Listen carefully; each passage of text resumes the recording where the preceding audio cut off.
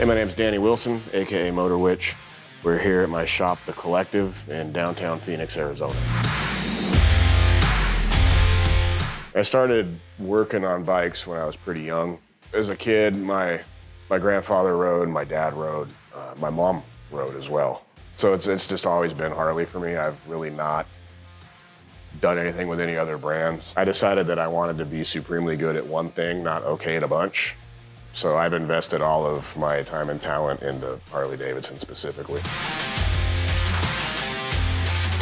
This bike's a 2019 Road King Special. To be honest, the Road King was just the path of least resistance. I didn't have to pull off a fairing, it didn't have a stereo. So starting out with a stock touring platform, obviously they're heavy and wide. They ride really, really well, but I wanted to shave weight and narrow the bike. In the rear of it, deleting the stock saddlebags and all of the covers and all of the things that attach to the rear frame section have been removed so that we're able to mount directly to the frame itself. I ended up cutting the tail section off right behind the strut, making another piece. So behind the saddlebags on this bike is just the tail section of the frame. Wanted a smooth fuel tank, so I ended up getting a fuel tank off of a 2009 Road King and cutting the top of it out where the fuel pump would go, and then cutting the bottom of it out and welding in a Sportster fuel pump mount. After that, the tank got narrowed 2 inches in the front, 1.75 inches in the back to maintain shape, but just be more narrow. So now the top is smooth like an original FXLR would have been with a single side fill. There's no fuel gauge in the tank.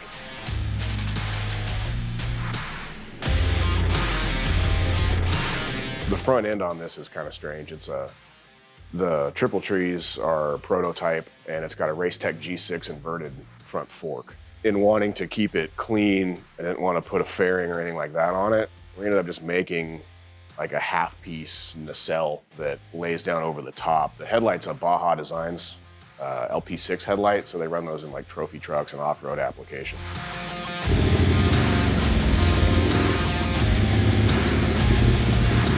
And then fabricated out of aluminum, a little Pope hat looking thing that we painted gloss black, so it looks like a windshield. And then behind that, we've maintained the speedometer and all of the indicator lights. So from the rider's position, you can still see the speedo clearly. I'm using a Harley-Davidson P&A speedo with the tack in it. The motor is a 129 cubic inches. It's a leading edge kit. I designed all that leading edge stuff, so it's my cylinders and pistons set up.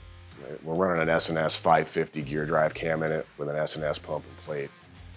And it's a 4.5-inch stroke S&S flywheel, and the balancing system has been deleted. So by deleting the balancing system, your throttle response gets a lot more snappy because you don't have that balancer to spool up. It's also got an HPI 62mm throttle body, HPI fuel injectors. It's got a Fab 28 2-into-1 pipe. So it runs real good. It's quick, it's very responsive. Throttle response is good.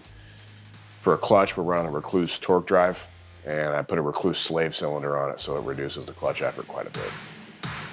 We did use the newest Screaming Eagle heads with the oversized valves. Those heads work amazingly well. I sell a lot of those heads to customers. They work really, really well. The hand position's good, for me anyway.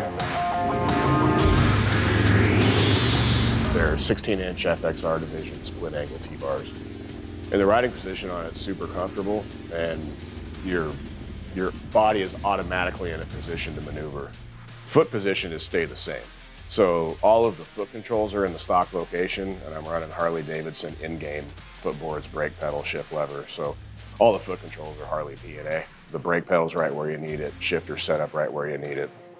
With this bike, I wanted to keep it to where I could actually get on it and ride it a couple thousand miles and not have to worry the whole time about, is that gonna break? Is that gonna break? Is that gonna fall off? I mean, this bike was really meant to be ridden. It's not an Easter egg.